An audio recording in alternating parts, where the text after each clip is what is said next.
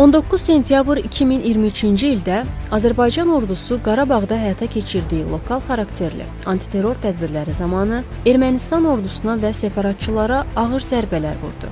Düşmənin qüdrətli ordumuzun qarşısında 23 saat 43 dəqiqə dayanmağa gücü çatdı. Ordumuzun Qarabağda keçirdiyi lokal xarakterli antiterror tədbirləri zamanı hərbi qulluqçularımız böyük igidlik və qəhrəmanlıq göstərdilər. 19 sentyabrda uğurla həyata keçirilən bu tədbirlər nəticəsində Qarabağda erməni separatizminə son qoyuldu.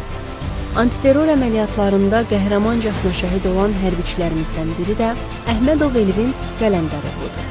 O, 1990-cı il yanvar ayının 15-də Qazax rayonu Qarapapaq kəndində anadan olmuşdur.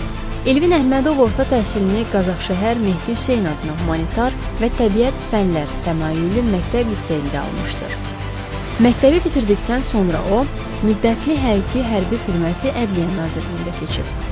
Onun hərbiyə olan marağı həyat yolunu Daxili İşlər Nazirliyinin daxili qoşunlarının Gəncə şəhərində yerləşən en sayılı hərbi hissəsindən salıb.